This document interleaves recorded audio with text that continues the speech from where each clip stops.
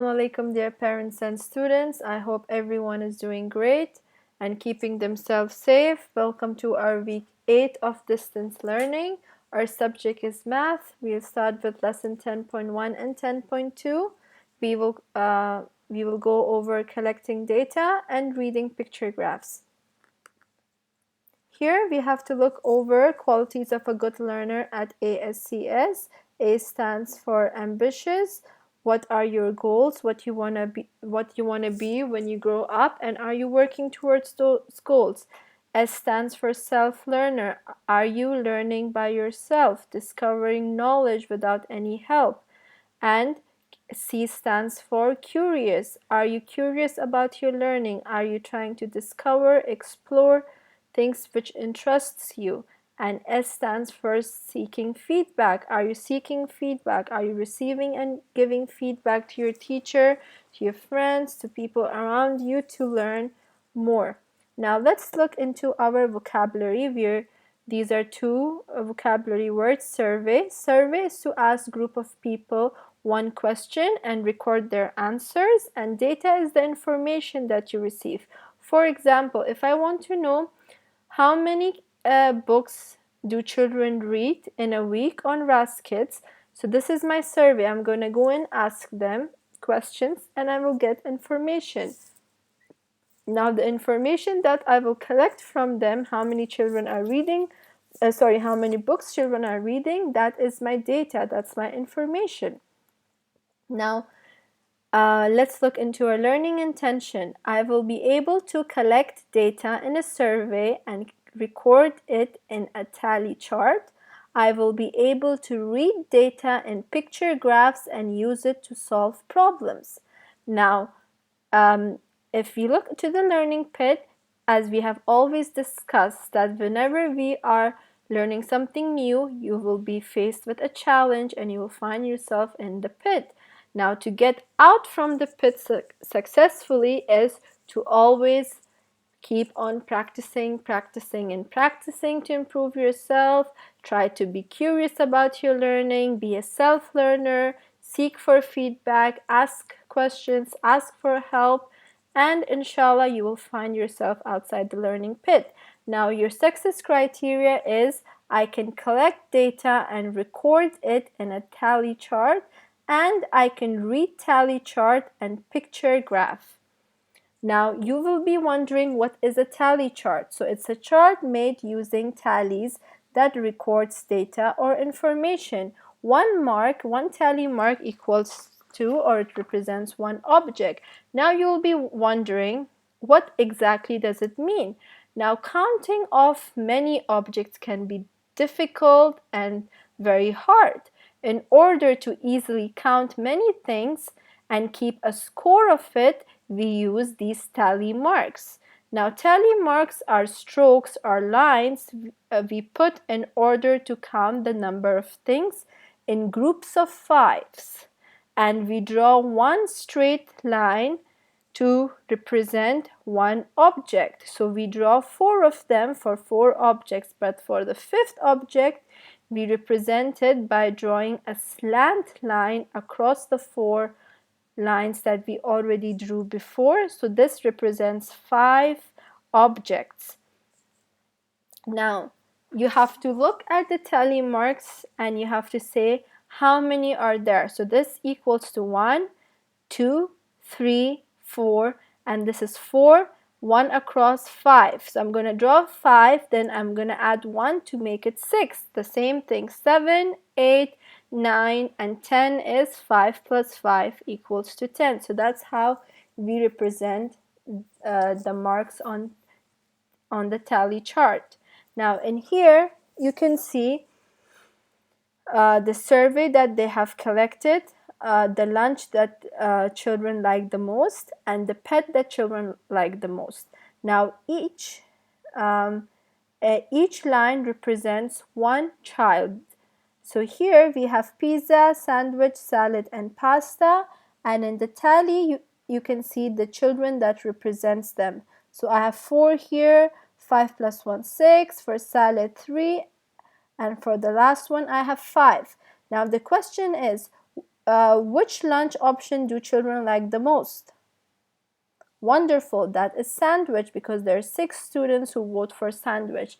If we look for favorite pets, which one is the most the children like the most, the best in all of them, is the cat, because there are 10 students who like cat as their pet. Now in here, the question is, which season do most children like the best between all these seasons? Winter, spring, summer, and fall. Look at the tally and give me the answer. MashaAllah, wonderful. That is summer. So you can see summer because there are 10 plus 10 plus 1. 11 children voted for summer.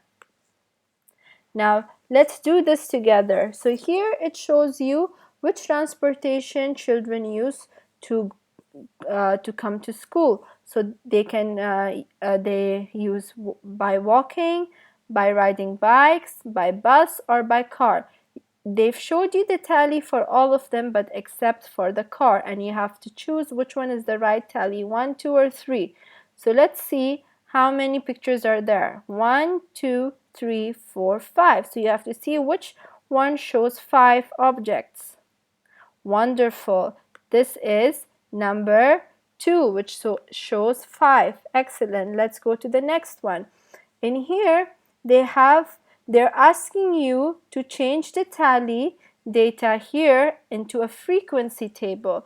So we already have the tally strokes here. You have to change them into numbers.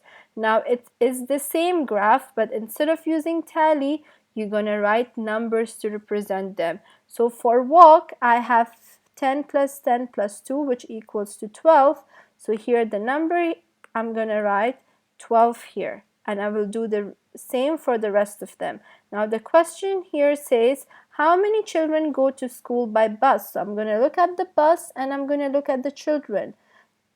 So 5 plus 5 is 10. 10 plus 1 is 11. So I'm going to write 11 here, and I'm going to do the rest in the same way, and I can find the answers in the next slide.